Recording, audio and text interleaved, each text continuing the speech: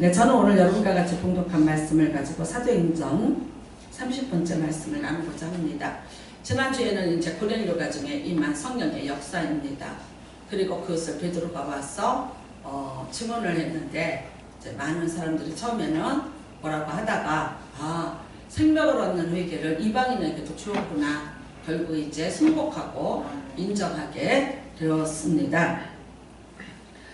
근데 이제 오늘 말씀을 보니까 그렇죠. 네, 그때에 스바에 일어난 환란으로 인하여 그래요. 이야기가 다시 거꾸로 갑니다. 그렇죠? 그래서 이제 9장에서 우리가 또 사도 바울이 구원받은 그런 이야기를 들었고 10장에서 고넬료 가정에 하나님의 은혜가 임하는 것을 우리가 경험을 하게 됐고요. 그 다음에 이제 11장인데 7장에 있었던 스데반의 환란의 때로 다시 갑니다. 그러니까 9장 10장이 있었지만 그렇지만 7장에 있었던 스데반의 환란은 계속해서 지속되고 있었다는 거죠. 그래서 그때 이제 그 환란을 피해서 그들이 사마리아로 갔었죠. 근데 그건 사실 예루살렘 바로 위에요. 그러니까 이스라엘이라는 나라 안에 있는 지역이죠. 거기에서도 있을 수가 없게 된 거죠. 그래서 더 결국 박해가 되고 이제 더 핍박이 심해지니까 이들이 흩어지기를 시작을 합니다. 그래서 베니게와 고브라와 안디옥까지 이르러 그래요. 그러니까 여기가 다 어디냐면 지금의 터키 지역입니다. 이스라엘에서 터키 비행기 타고도 한참 가야 되는데 그 거리만큼 사람들이 민들레 호씨처럼 흩어지기를 시작을 한 거죠. 그래서 여기 오늘 이 지역에까지 이제 이르러 그래서 어떻게 하냐? 유대인에게만 말씀을 전하는데 라고 얘기를 하고 있습니다. 핍박이 굉장히 구체적으로 너무나도 힘든 상황이 되었죠. 그러니까 먼 곳으로 오다 보니까 이 사람들은 비행기 타고 한순간에 온 것도 아니고 배 타고 온 것도 아니고 걸어서 이쯤이면 괜찮을까 이쯤이면 괜찮을까 근데 점점 더 그러니까 점점 더 멀어져서 오다 보니까 이제 여기까지 오게 된 것이죠. 그런데 이 안디옥은 어디냐면은요 그 당시에 얼마나 큰 도시냐면 로마 그 다음에 알렉산드리아 그 다음에 안디옥이랍니다. 그러니까 50만 명 정도가 그 당시에 살았다고 하니까요. 얼마나 큰 도시입니까? 그 다음에는요, 로마 안티오커스 황제의 이름을 따서 이제 그 이름을 안디옥이라고 그렇게 이름을 만든 도시가 바로 이 도시입니다. 로마의 정치 중심지고요. 또 로마와 유대 종교인들 그 자들이 여기에 다 이제 지금 살고 있습니다. 네, 이곳으로까지 와서 이제 전하기 시작을 합니다. 사실 이 사람들은 핍박을 받은 게 예수님이 두 군데서 당하셨죠. 로마 사람들에게 정치적인 반란의 죄로 그 다음에는 유대인들 동족들에게는 종교적인 그런 심판을 받고 두 가지 제목으로 예수님이 숨졌습니다. 그러니까 이 사람들을 예수 믿는 사람들을 핍박을 하는데 로마 정부도 핍박을 하고 있고요. 그 다음에는 또 종교 지도자들도 여전히 이들을 핍박을 하고 있습니다. 자, 이제 여기까지 이렇게 피신을 옵니다. 굉장히 뭐랄까요? 빨리 이 종교가 생긴 지 얼마 안 됐는데 흩어지는 거죠. 그러면 이제 구심점이 흔들리게 되는 거죠. 아직 기독교가 그렇게 체계적이지를 못합니다. 예수님이 AD 33년에 돌아가셨다고 치고요. 지금 이게 10년이 지난 얘기라면 약 43년에서 45년 사이에 있었던 일입니다. 그러니까 예수님이 운명하시고 그 다음에 예수님이 부활하시고 난 이후에 사도행전 2장에 성령의 역사가 있으면서 이 기독교가 다른 외부 사람들에게도 알려지고 그리고 이제 그 사도행전 2장에 보면 우리가 16개 지역의 사람들이 모여 있거든요. 그러니까 그 사람들로 인해서 기독교가 많이 다른 외부로 전파가 되기 시작을 한 거죠. 그렇지만 그 근간은 매우 약합니다. 그래서 역사도 짧고요. 이렇게 박해를 받고 흩어진다면 기독교가 그대로. 그 다음에 기독교인들을 전멸할세 그래요. 그렇죠? 그러니까 남아있는 자들이 없도록 아주 없애버리겠다는 것이 유대 당국과 로마의 이제 그런 박해에 초점이 되었기 때문에 이 사람들이 여기서 살아남는다는 것은 굉장히 위험한 그런 일이죠. 그래서 어쩌면 이대로 기독교가 소멸되는 것이 아닌가라는 그런 위기를 만나게 됩니다. 오늘 여기 말씀해 보면 그때에 이래요. 그때에. 근데 이제 그때에 스데반의 일로 일어난 환란으로 말미암아 그러는데 여기서 그때라는 것은 하나님의 특별한 어떤 예정한 시간인 거죠. 그래서 우리가 보통 시간이 크로노스, 흘러가는 우리의 시간, 카이로스, 하나님의 어떤 정하신 시간, 어떤 사역을 하기 위해서 결정하시는 시간을 우리는 그때의 카이로스 시간으로 보고 있거든요. 근데 지금 여기 말씀은 카이로스로 이야기가 시작이 되고 있어요. 그렇다면 이렇게 환란을 만나서 이렇게 핍박을 당하면서 이 사람들이 멀리 흩어지는 이 시간에 대해서 하나님이 알고 계시다는 거죠. 이게 아무도 모르고 그냥 자연으로 어떻게 돼서 너무 힘드니까 도망가고 이게 아니에요. 요 시간에 대해서 정확하게 하나님이 그 때를 알고 계시고 뿐만 아니라 이 때라는 것이 하나님의 어떤 예정된 시간이 아닌가라는 그런 우리는 질문을 해야 됩니다. 자, 모든 종교에는 다 보상이 있습니다. 이 종교를 믿으면 이러이러한 보상이 있다. 심지어 이 땅에서 줄 수 없는 것이면 내세의 복까지 다 보상을 해주면서 종교를 그걸 믿으라고 그렇게 얘기하죠. 그런데 지금 예수 믿는 사람들은 이방인들, 그 다음에 유대교인들 이제 예수를 믿기 시작했습니다. 그들에게 어떤 보상이 있나요? 하나도 눈에 보이는 보상 없어요. 그 다음에는 박해와 핍박입니다. 자, 이들이 떠났습니다. 떠날 때 그냥 떠났겠어요?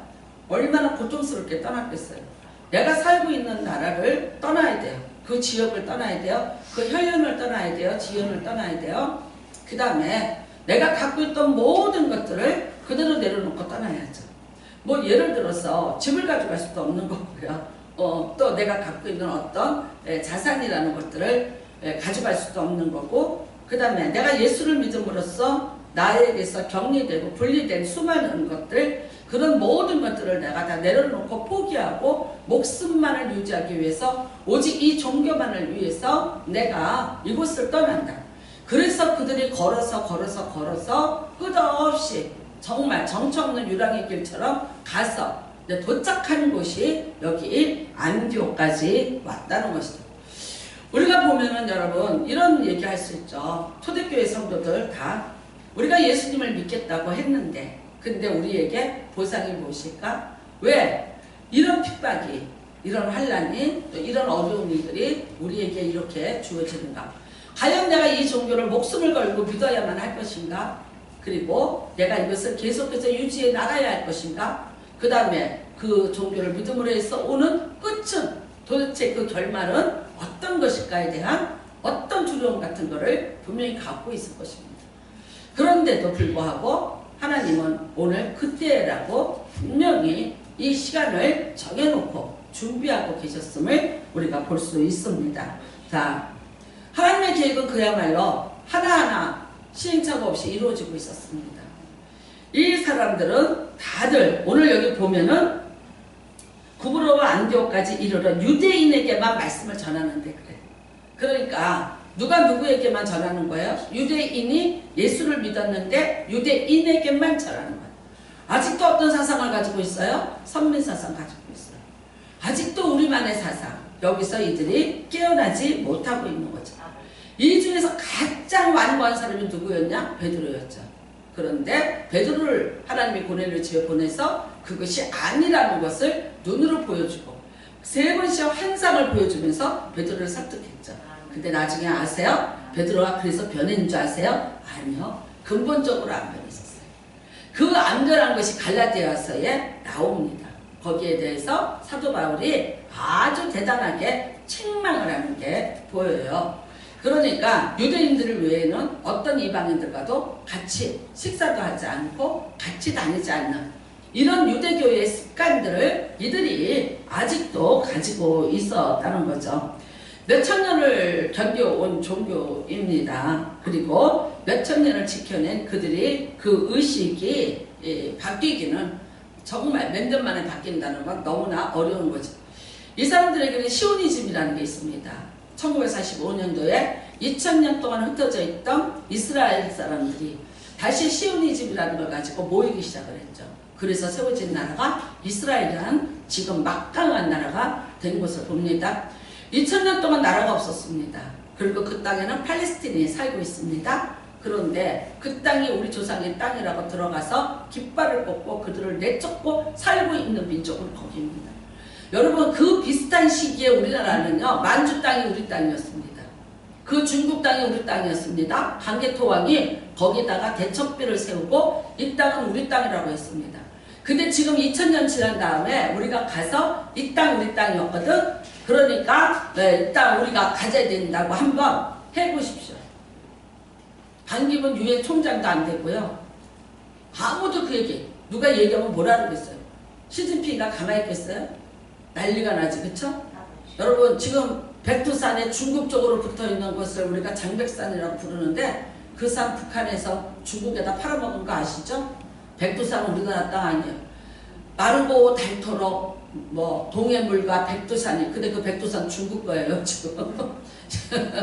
이렇게 돼 있다고요. 그런데도 불구하고 이스라엘이 그 나라를 우리나라라고 쳐들어가서 깃발을 꼽았는데 아무도 못 말려요. 아무도 못 말리고 그들의 6.1 전쟁을 치르면서 지금 막강한 힘으로 팔레스틴들을 내쫓고 그 나라를 지금 차지하고 있어요. 이렇게 무서운 정신력을 가지고 있는 사람들이에요. 이 정신력이 어디서 나왔어요? 그들의 종교에서 나온 거죠. 시오니즘, 시온으로 모여라. 이들이 하나님의 성전을 떠돌다가 세워놓고 얼마나 행복했습니까? 예루살렘이다. 그리고 바벨론의 포로로 끌려가면서 그 성전을 보면서 슬퍼하고 고통스러워하고 다시 돌아와서 그 성전을 회복했을 때 그들의 기쁨이 어땠어요? 그런데 여러분, 이런 의식들이 그게 벗어날까요? 그러니까 예루살렘 못 떠나는 거예요. 예수님도 말씀하셨어요. 너희가 예루살렘 떠나지 마라. 그러니까 이 사람들은 아직도 예수를 믿으면서도 예수님이 내가 헐어버리고 3일 만에 다시 짓겠다는 새 성전의 개념을 갖지 못하고 옛 성전의 개념으로 옛 성전을 바라보면서 아직도 구습에 매어 있고 배타적이고 완고하고 이방인들에 대해서 적대감을 가지고 있으면서 그들에게 구원의 문을 열고 있지 않는 걸 볼 수 있지 않습니까? 유대인에게만 전하더라. 그 박해를 받고 이 먼 데까지 와서 이방인들 속에서 자기들이 숨을 죽이고 살면서도 우리의 종교는 이방인들에게는 아니고 우리들끼리만이라는 이 의식을 갖고 있는 사람들이 이 사람들이죠. 네. 하나님은 여러분 아닙니다. 시온으로 모이라가 아니라 시온에서부터 물이 다 흘러 넘쳐서 모든 열방과 모든 족속이 다 살게 하시는 것. 그게 하나님의 계획이었죠. 자, 우리는 이 핍박을 보면서 왜 예수를 믿는데 이런 핍박이 올까? 네, 결국은 이 핍박을 통해서 무엇이 이루어지고 있습니까? 예수의 복음이 전파되고 있는 것이죠. 먼 데 있는 이방인들까지 예루살렘이라는 경계를 넘어서 이스라엘이라는 경계를 넘어서 온 열방과 온 족속이 하나님을 믿고 예수 그리스도를 구주로 영접을 하면서 구원을 받게 하시는 그 계획이죠. 하나님의 여러분 이 예수 그리스도를 보내시고 예수 그리스도를 통해서 우리에게 가르쳐주는 진리는 보편적인 진리입니다. 특수한 사람에게 특수하게 임하는 진리가 아니라 누구든지 주의 이름을 부르는 자는 구원을 받게 하시는 예수 그리스도의 복음은 굉장히 보편적인 복음이라는 거죠. 왜 그렇습니까? 온 열방이 온 민족이 다 예수를 믿고 구원받기를 원하시는 것이 하나님의 마음입니다. 하나님 만드신 모든 피조물입니다. 여러분 예수를 믿던 안 믿던 우리 모두가 다 예수님이 사랑하는 자들이고 하나님이 만드신 피조물이기 때문에 그들이 구원받고 하나님 앞에 나오기를 원하는 거죠. 사실 우리 기독교가 굉장히 사회에서 좀 왕따를 당하고 있습니다. 이유는 뭡니까? 우리들끼리만이죠. 우리들끼리 거룩해 우리들끼리만의 종교로 되는 거죠. 그래서 배타적이죠. 독선적이죠.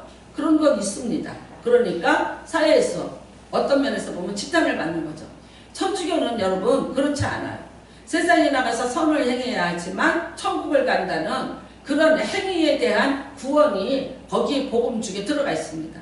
우리는 사도 바울이 행위가 아닌 오직 믿음으로 구원을 받는다고 했으니까 우리가 믿음은 어쨌든 그냥 행위는 어쨌든 우리가 믿으면 된다는 이런 개념을 가지고 있기 때문에 나만의 믿음이지 다른 사람에 대한 어떤 선에 대한 개념을 우리가 참 많이 상실하고 살아가고 있는 사람들이 사실은 기독교인일 수가 있습니다. 여러분 이제는 아닙니다. 이 박해를 통해서 어떻게 하십니까? 흩어버리는 거죠. 너희 여기 있어라가 아닙니다.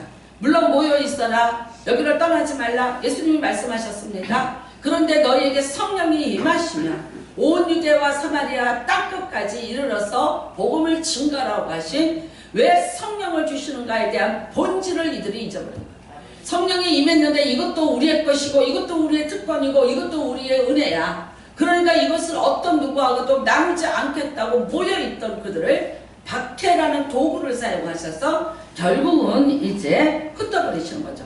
사실 여러분, 예루살렘이라는 도시는 굉장히 작은 도시입니다. 산성입니다.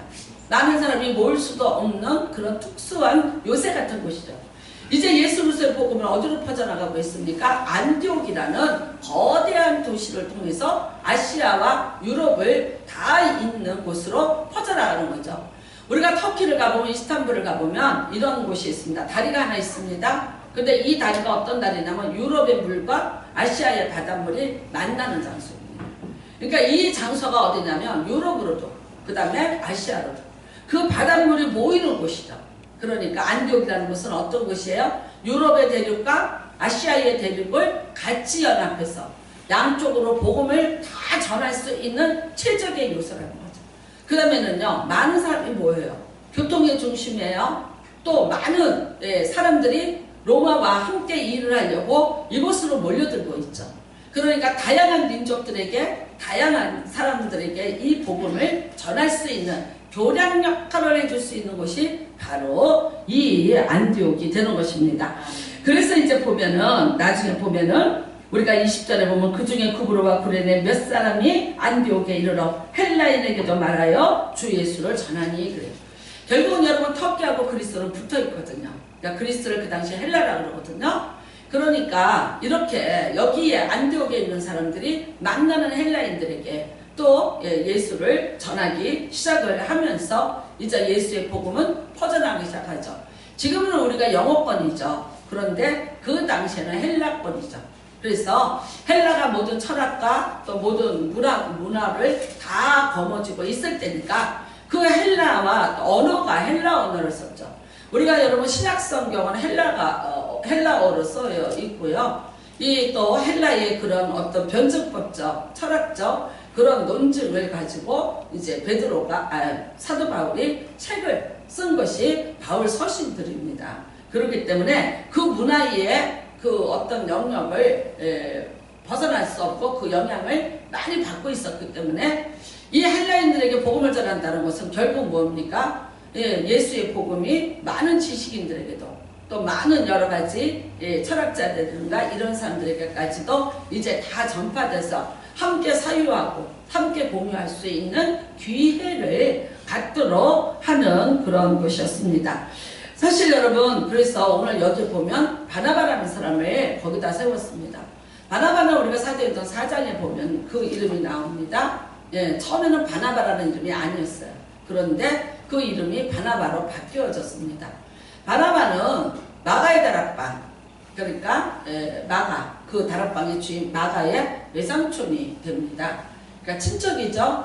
누나 마리아가 아주 예수님을 열렬히 섬겼고 자기의 집을 내놓아서 교회로 내놓은, 그래서 세계 최초의 교회는 마가 다락방이 되는 거죠. 그래서 이 초대교회에 함께 했었고, 사장에 보면 자기의 밭을 팔아서 사도들의 발 앞에 둔다면서 이 바나바의 이야기가 처음으로 나옵니다. 근데 오늘 이제 이 바나바는 이 고향이 예루살렘이 아닙니다. 구브로에서 태어났습니다. 안디옥 근처에서 태어났습니다. 그러니까 이방에서 자란 디아스포라죠. 유대교를 믿고 있었지만 그런데 이방에서 태어나서 이방 속에서 살았기 때문에 이방인들에 대한 어떤 적대감이 없고요. 그들과 같이 함께 이렇게 모든 문화라든가 언어를 나눌 수 있는 사람, 그러니까 결국 사울과 이 바나바는 이방인에게 복음을 전하기에 어렸을 때부터 하나님의 계획 속에서 훈련되어진 적합한 인물로 선택이 되어 있습니다. 그래서 오늘 이제 이 사람을 보내기를 시작하는 거죠. 그러니까 여러분, 베드로가 고넬료의 사건을 체험을 했지만, 그런데 그는 아주 굉장히 배타적이고 그 다음에 이방인에 대해서 어떤 적대감을 가지고 있는 근본주의자 같은 융통성이 조금 없고 포용력이 약한 사람이죠. 그래서 오늘 여기 바나바를 얘기하면서 이럽니다. 착한 사람이라고 합니다. 포용력이 있고 이해가 잘 되는, 그래서 많은 사람을 품고 갈 수 있는 다양한 사람들이죠. 이방인들하고는 여러분 그 국적이 다양하죠. 그들의 문화가 다양하죠. 근데 그 모든 사람을 품으면서 예수 그리스도의 복음을 증거할 수 있는 사람이 바나바죠. 그리고 그쪽에서 살았으니까 이제 그 문화와 그 언어가 다 되고 거기에 또 많은 인맥들이 있으니까 복음을 증거하기에 합당한 사람이어서 이제 이 바나바를 그곳으로 보내게 됩니다. 그래서 바나바가 거기 가죠. 네, 착한 사람이요 성령과 믿음이 충만한 사람이라고 그렇게 되어 있습니다.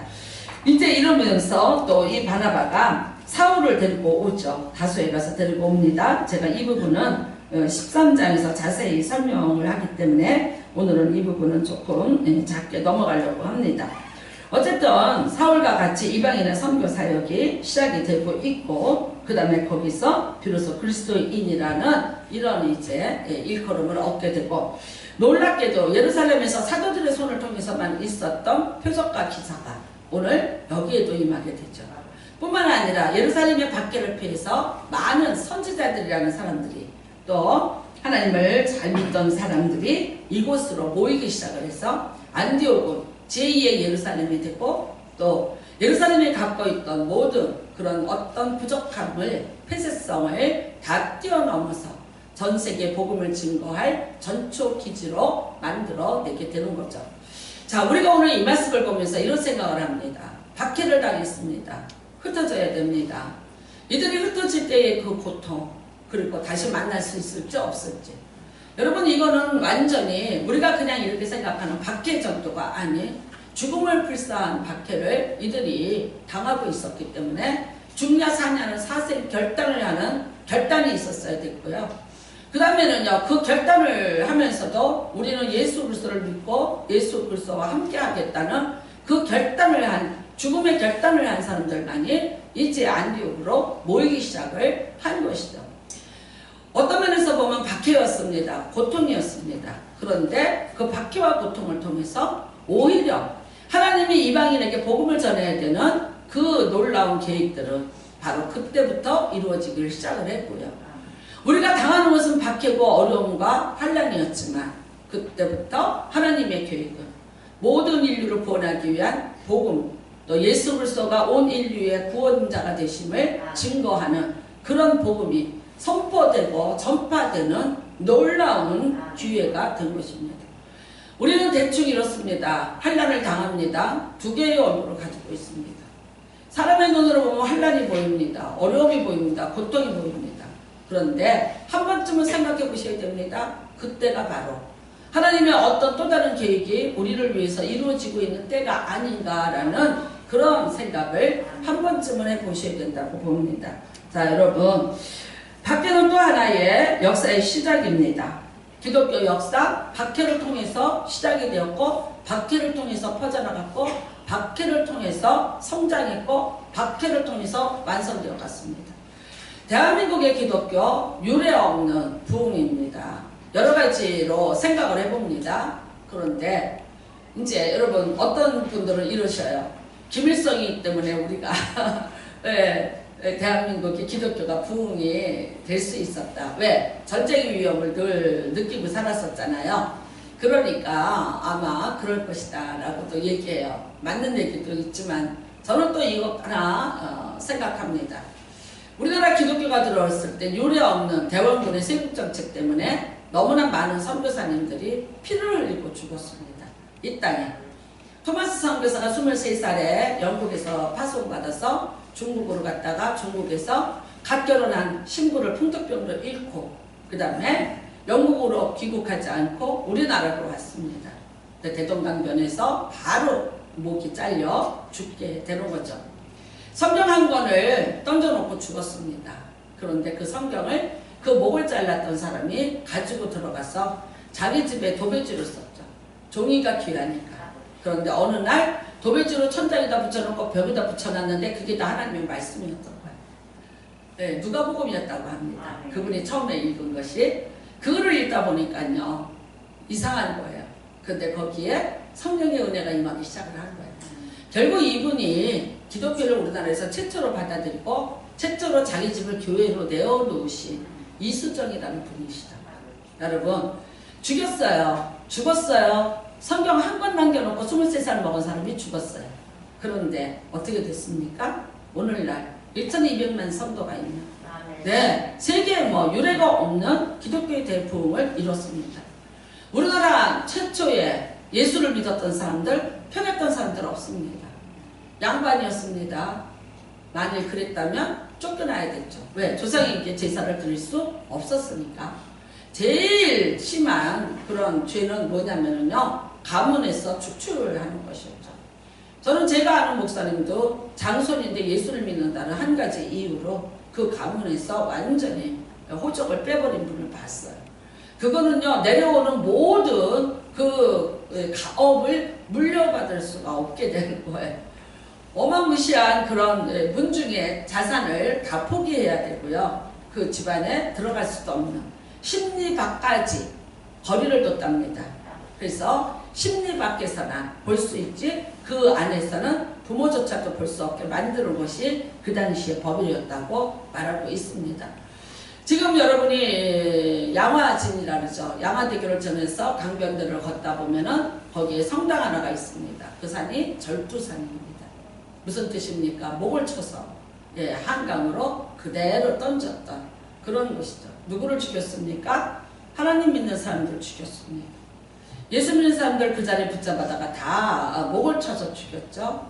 그 양화진 바로 옆에 보면은 외국인들이 우리나라에 와서 선교하다가 죽은 분들의 무덤들이 있습니다. 여러분, 수많은 사람들이 이 땅에서 예수를 믿는다는 것 그 하나로 박해를 받았고 죽음을 당했어야 됐고 너무나도 많은 그런 희생이 있었습니다. 그 핏값이 있었기 때문에 오늘 대한민국의 기독교가 있는 것이죠. 88 올림픽 때 세계 강단한 사람들이 우리나라에 왔을 때 비행기를 타고 오면서 궁금해서 창문 밖으로 내려봤을 때 그들이 제일 충격받은 거는 빨간 십자가가 그렇게 많은 것을 보고 놀랬다고 하더라고요. 제가 일본에 가서 며칠 여행을 하면서 찾아봤어요. 십자가를, 교회 간판을 5개 도시를 돌아다니면서 또 저는 못 찾았어요. 하나도 찾을 수가 없었어요. 볼 수가 없었어요. 정말 바로 우리 옆에 있는 나라도 그래요. 근데 그 나라가 우리보다 500년 먼저 기독교를 받아들인 나라예요. 그런데도 불구하고 그 나라는요 개화가 되어서 좋게 받아들였어요.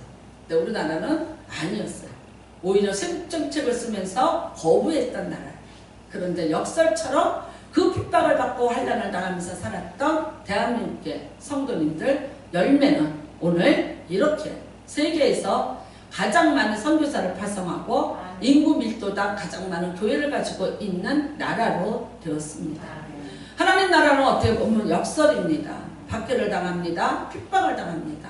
그것이 힘이 되고 때로는 그것이 능력이 될 때가 있다는 것이고요. 그것을 통해서 하나님의 역사는 또 이루어져 가고 있습니다. 여러분, 우리는 새벽에 소아시아 교회를 7교회를 8일 15일 날 그 이후에 새벽마다 말씀을 나눠봤습니다. 어떤 교회가 박해가 없었습니까? 박해 많았습니다. 지금 우리가 당하는 이런 것을 이상한 일로 여기시면 안 돼요.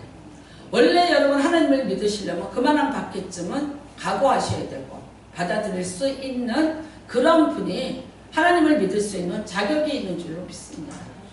그들이 박해를 만났는데 어떻게 대처를 했는가에 따라서 소아시아 7교회 칭찬받은 교회가 있었고 책망받은 교회가 있었습니다. 소아시아 7교회에서는 믿음이라는 건 곧 뭐였어요? 인내였습니다.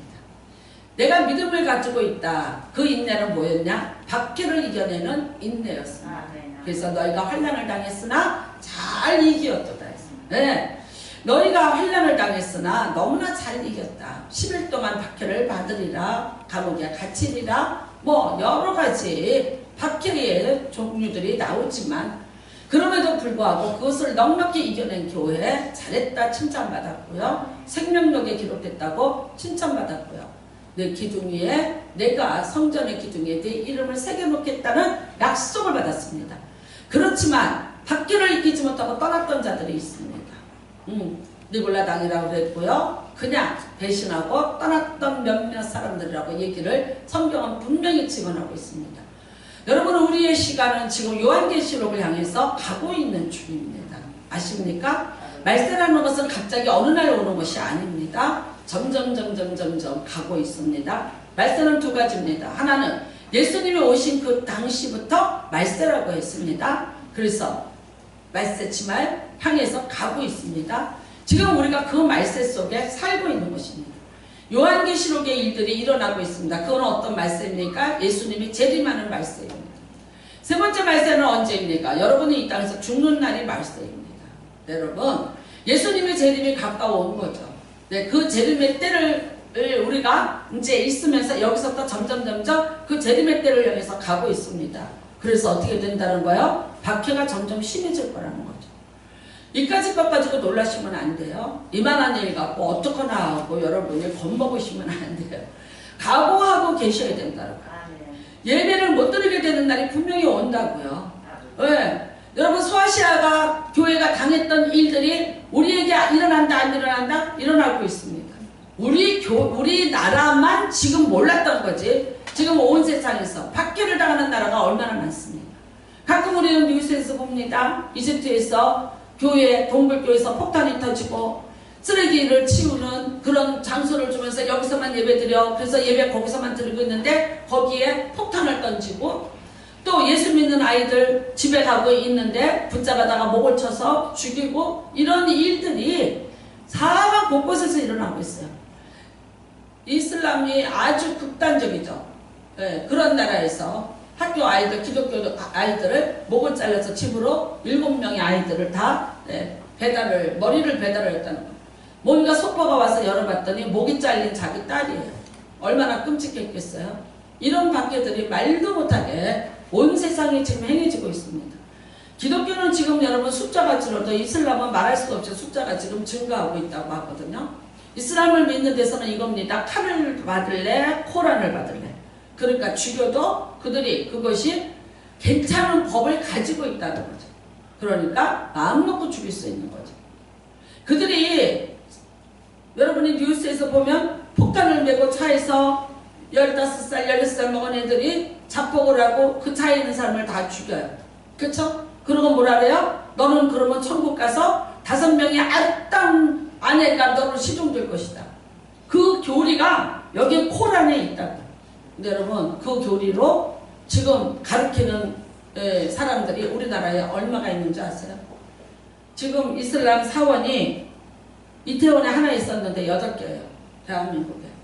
그리고 이 외국인들 노동자들 와서 이제는 한국 남자도 한국 여자랑 결혼하고 그 다음에 외국 여자들이 와서 또 한국 남자랑 결혼하고 그러면서 거기서 자손을 낳고 퍼져나가는 숫자가 굉장합니다. 근데 그 중에 기독교 국가가 하나나 있습니까? 정신 차리셔야 됩니다. 2030년이 되면 65세 되는 사람이 35억이 된대요. 전 세계. 무슨 말이냐? 65세 되어서 경제활동을 할 수 없는 사람이 35억. 15억이 벌어서 먹여 살려야 되는데 15억 중에서 아이들을 빼면 결국은 5억이 35억을 먹여 40억을 먹여 살려야 되는 그게 우리가 지금 2020년이죠. 10년 뒤에 이 지구상에서 일어날 일이에요. 이게 재앙이라는 거예요.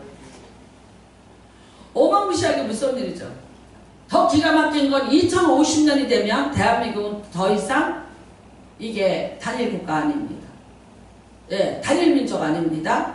이제 이미 이방인들하고 피가 섞여서 2050년이 되면 우리나라는 말하자면 미국처럼 다양한 민족이 함께 사는 합중국처럼 다민족 국가가 될 수밖에 없다는 거예요. 그거를 거부하는 건 아니에요. 그런데 뭐가 문제예요? 종교가 다원화가 된다는 거죠.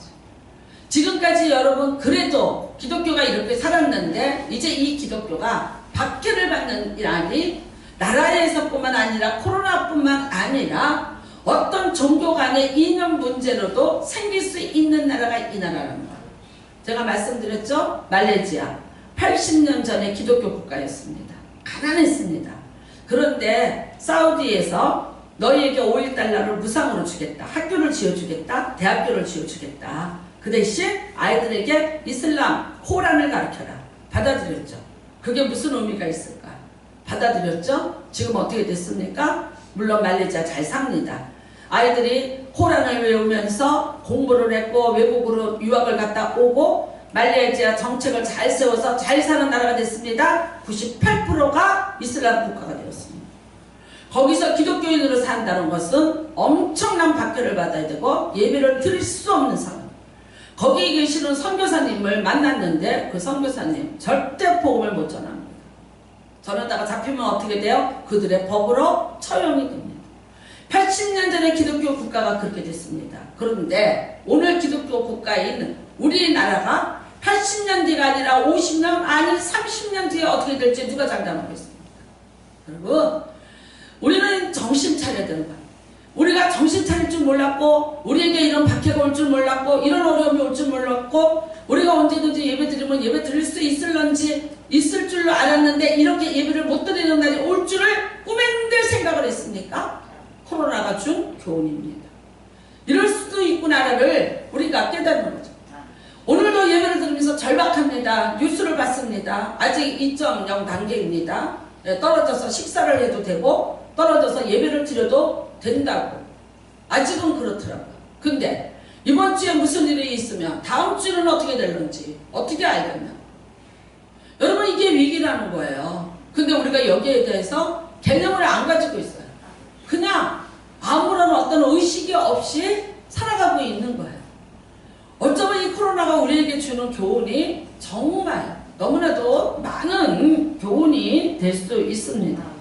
정말 여러분 8월 15일 날 이후로 우리는 긴장했고 어려웠는데 언제 또 이 긴장이 풀어져서 노래방에서 확진자가 몇십 명, 댄스를 추다가 또 몇십 명, 그 다음에 또 할로윈데이라고 그게 우리나라 것도 아닌데 귀신 장난하는 거를 가지고 이태원에서 하다가 젊은 아이들이 또 집단으로 그것이 생겼고 그래요. 보십시오. 얼마나 이 땅의 죄악에 난무했는지. 맨 먼저 신천지였습니다. 그 다음에는 또요.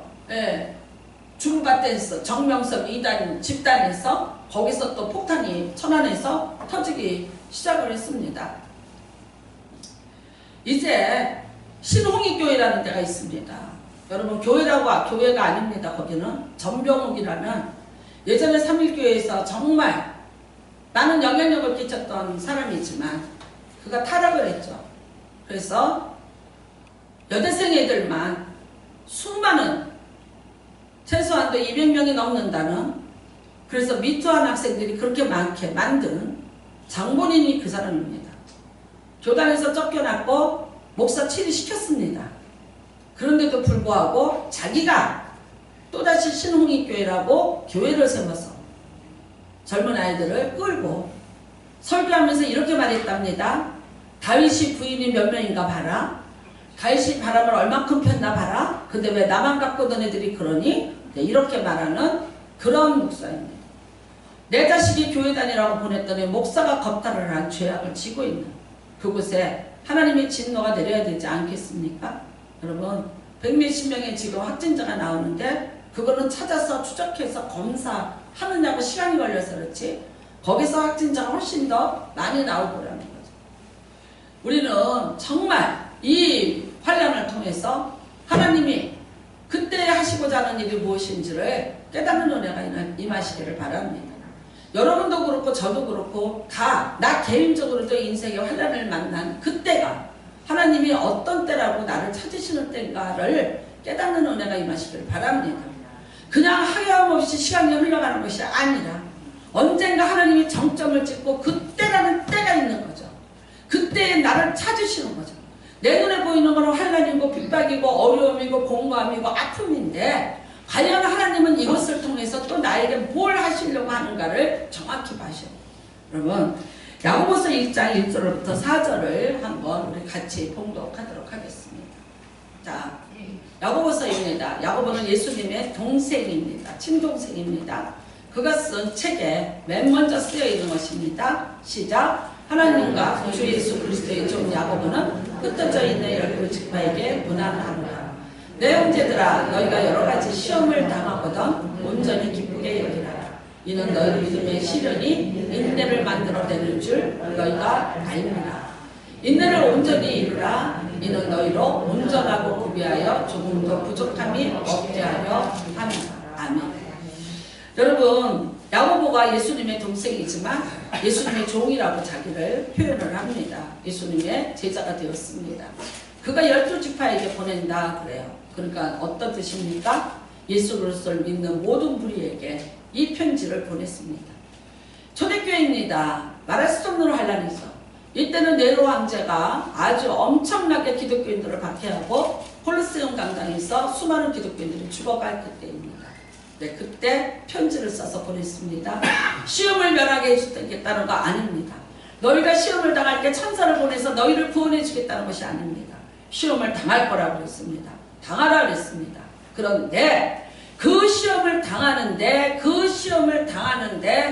시험을 통해서 하나님은 무엇을 하시고자 해서 그 불같은 시험을 주시겠냐는 거죠. 여러분, 너희를 온전하고 구비하여 조금도 부족함이 없게 하려 함이라.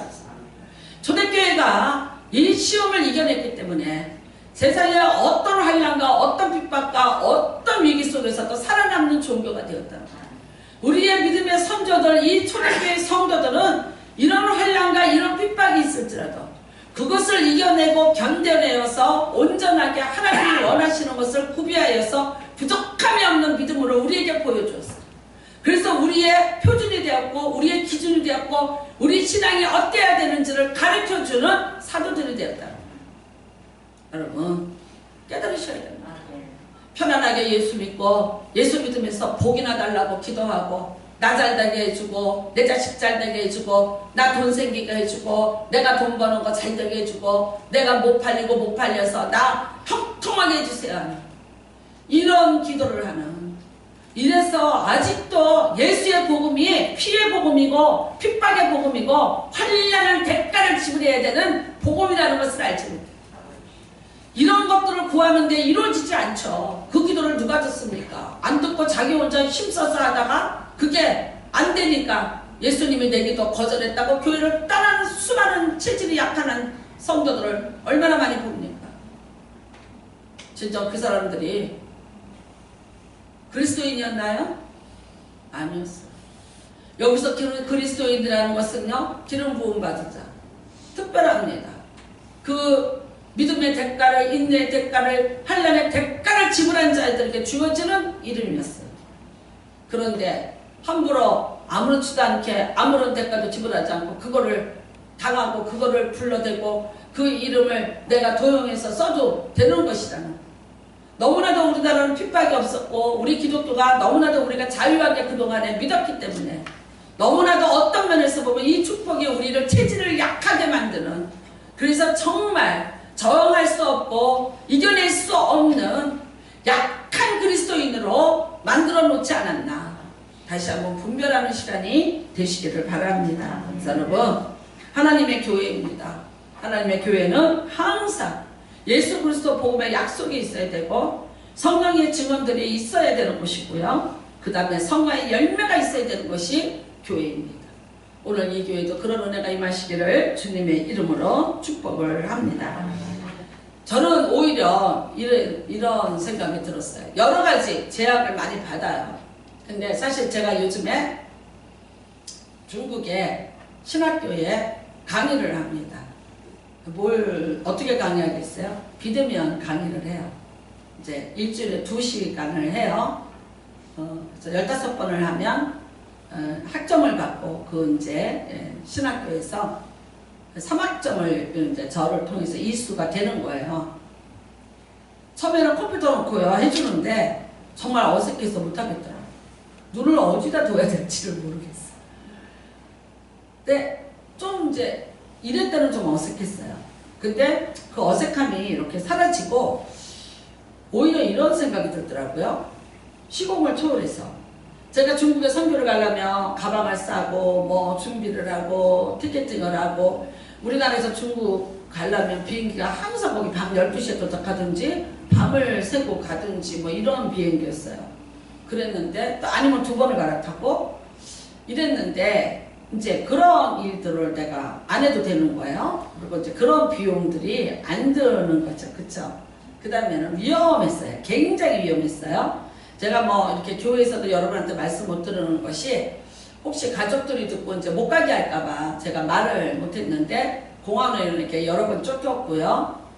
그리고 도망 다녔고요. 뭐 이런 일들, 그리고 뭐 변장까지 하고 다니고 뭐 이랬었어요.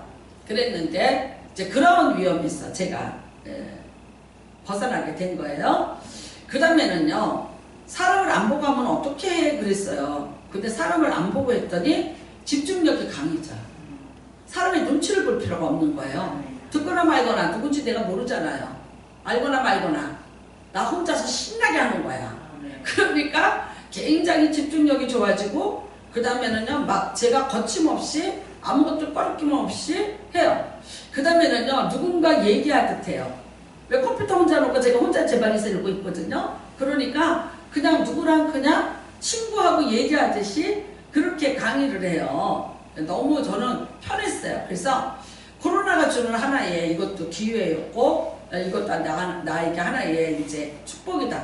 무슨 생각이 들었냐면, 제가 이제 나이를 먹고 비행기를 타고 못 다니겠어 이랬는데, 아니야. 내가 정말 머리 정신만 온전하면 늙어서도 이거를 계속하면 되겠다. 야, 컴퓨터 한 대만 있으면 세계 어디를 가든 내가 선교를 할 수 있네.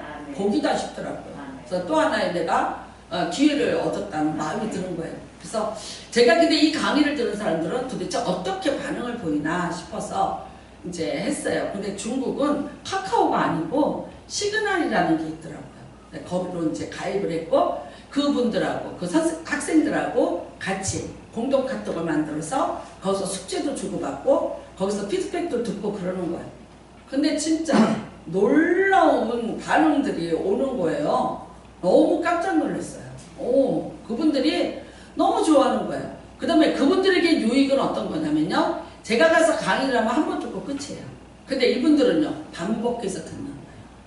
그쵸? 계속해서 반복해서 그 아이디를 가지고 들어온 사람들은 반복해서 이 강의를 들을 수가 있는 거예요. 또 듣고 또 들을 수가 있는 거죠.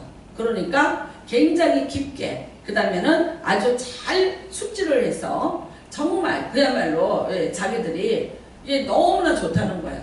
그러니까 강사가 뭐 강사 대접 뭐 식사도 대접해야지, 뭐 어수선하지 뭐 이런데, 그리고 한 번 강의로 끝인데, 그리고 위험하니까 문 잠가놓고 항상 에어컨도 끄고, 그리고 여기에다가 뭐 다른 거 위장해요. 뭐 보험 뭐 종이 뭐 이런 거 갖다 놓고 하다가 문 누가 두들기면은 성경책 다 치우고 이거 펴놓고 강의하는 것처럼. 그 다음에 저는 가서 숨어야 돼요, 화장실에. 이런 위험 속에서 했는데 이런 것들이 하나도 없는 거예요.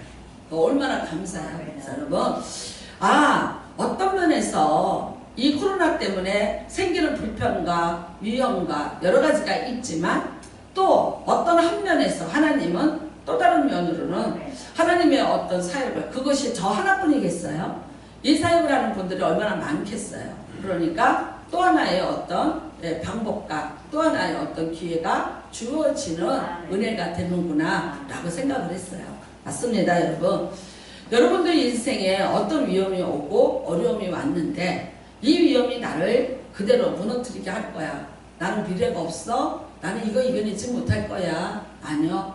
아까 새 보셨죠? 작은 민물일지라도 내가 위기를 만나니까 도망을 가는 거죠. 그 위기에서 그냥 바보같이 먹히려고 있지 않는 거죠. 주저앉지 않죠. 겁을 먹고 거기서 먹잇감이 되는 것이 아니라, 난 여기서 도망가야 돼. 난 여기서 탈출해야 돼. 이 위기에서 난 벗어나야 돼. 자기 온몸을 던져서 자기를 살리려고. 일단은 벼랑 끝까지 몰리니까 나에게 내가 있는지 없는지 몰랐던 거, 내가 툭툭툭툭 뛰었을 때 있었던 거, 근데 그게 펴지더라고. 그쵸? 내가 그게 아직 어떤 것인지 나 기능에 대해서 잘 몰랐는데 그런데 엄마가 갖고 있던 그 멋진 날개가 나한테 있었다는 거예요. 그리고 내가 힘을 주니까 그 날개가 날갯짓을 하면서 나를 공중으로 띄어올리고, 그러면은요 이 새는 힘을 잃었어요. 떨어져도 어느 쪽을 향해서 떨어져요? 엄마가 있는 쪽을 향해서 떨어져요. 그렇죠? 하나님 계신 쪽을 향해서. 여러분이 어떤 시련과 어려움이 있을지라도 하나님을 향해서 앉으시고 하나님을 향해서 날갯짓 하시고 하나님을 위해서 여러분이 하시면 또다시 여러분에게 위기는 기회가 됩니다. 코로나가 저는 대한민국 교회에 기회가 될 줄로 믿습니다. 너무나 오만했습니다. 너무나 타락했습니다. 너무나 만만했습니다. 정말 이번 기회에 대한민국 기독교가 새롭게 갱신되기를 원하고요. 온 세상에 다시 예수를 믿는 사람들이 변화가 되고 회개의 운동이 일어나고 우리가 기독교가 어떤 것인지를 다시 알게 하고 과학망령주의에서 벗어나고, 지금도 이제 백신 하나만 발견되면 먹고 살고 이제 괜찮고 뭐 등등 꿈을 꾸고 있지만, 그런데 과연 그 백신의 효력이 어디까지 가고 어떻게 될런지는 미질 수 있죠. 네, 그때까지는 또 어떻게 하실 거예요? 그거 발견되고 나면 그걸로 끝일까요? 아니에요. 요한계시록을 향해서 가고 있는 이 시간은 재앙이 또 어떻게 준비돼서 어떻게 우리에게 다가올 줄 모릅니다. 그러나 분명히 아십시오. 애굽에 내렸던 10가지 재앙, 애굽 사람에게는 재앙이었지만 이스라엘 백성들에게는 재앙이 아니라 축복이었습니다. 하나님의 나타나심이었고 구분된 복이었었고요, 은혜였고요, 하나님이 나타나는 빵빠레 울림이었습니다. 오늘 여러분과 저는 믿음의 사람들입니다. 어떤 재앙과 어떤 환란이 올지라도 믿음의 빵빠레를 올리시고 하나님이 나타나심에 대해서 기대하시고 소망을 가지시고, 그러므로 지금 내가 무엇을 할 것인가를 다시 물어봐서 초대교회 성도들 같이 힘있게 감당하고 이겨내고 복을 받는 분 되시기를 주님의 이름으로 축복합니다. 우리 같이 기도하시기를 바랍니다. 하나님 아버지, 어떤 위기일지라도 이겨내게 하시고 대한민국의 위기, 또 나의 인생의 위기 다 이겨내게 도와달라고 기도하십니다. 주여 일정하시고 기도합니다. 주여, 하나님 아버지